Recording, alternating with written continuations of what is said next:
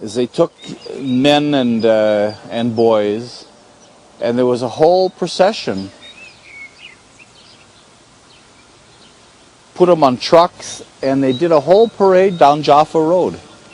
And they marched them downtown. All the Jews were standing and clapping and everything else, that we won this whole victory in Deir Yassin. And then they took them and they executed them, all of them.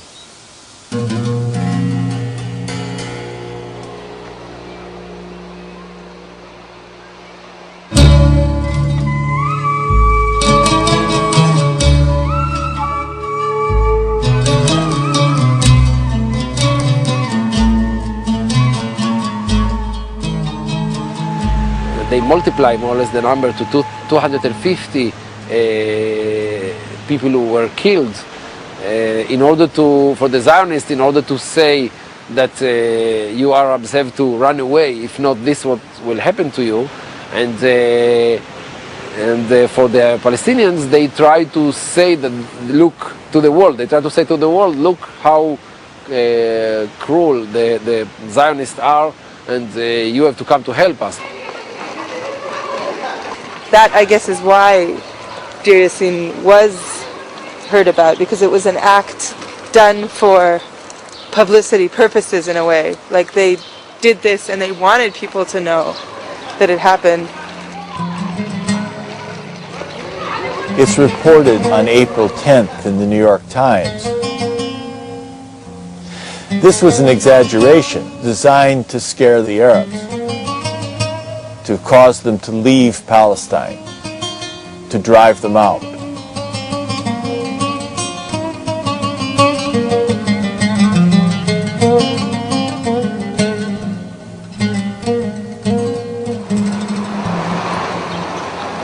Many villages, small and a bit large,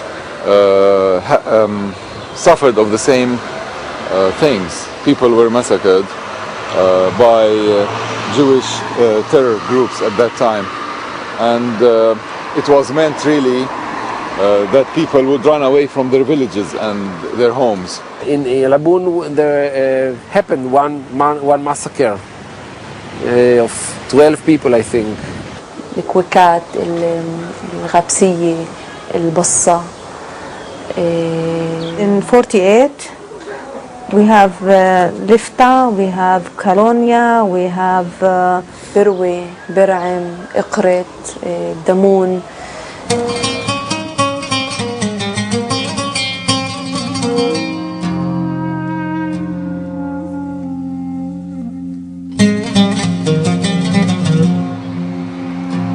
I remember stories of people telling us that in some situation where the Zionist movement has some actors who has relation to Arab villages, and they would come to the head of that village as a friend, and they will tell them, I heard secretly that the Haganah is coming tomorrow for your village, so take your family and go.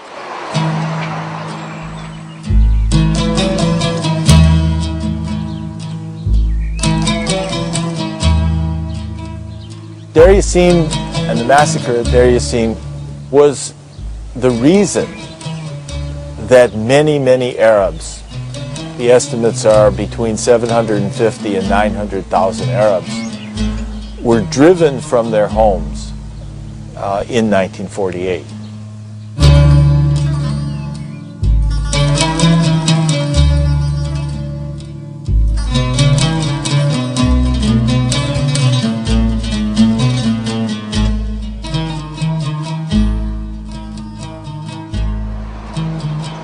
When Israel was created, it displaced another nation. It is not only that they started living in an empty place. The place, Palestine, and the villages, and the mountains, and the hills were inhabited by another nation.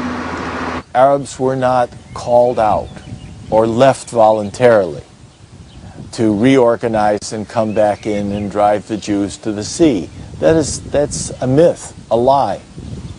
What happened in 1948? Why there is refugee outside? Not because we are, we choose to be refugee. We're forced to be refugee,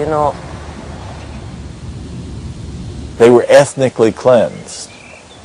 And those people today now are something like 3.5 million. 3.5 million people who were originally driven out of Palestine.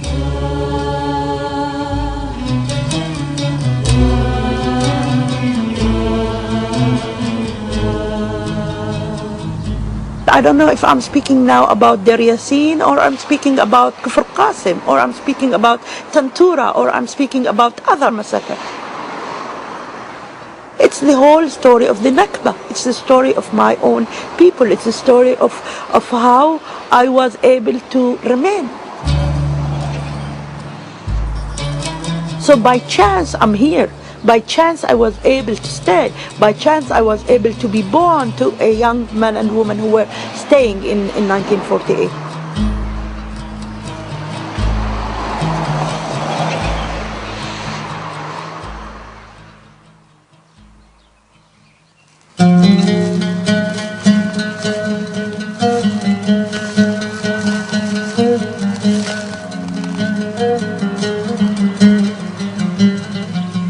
It still has a certain serenity to it, this place. I mean, even in the middle of the city, you have trees that were from this time, from, you know, before 48.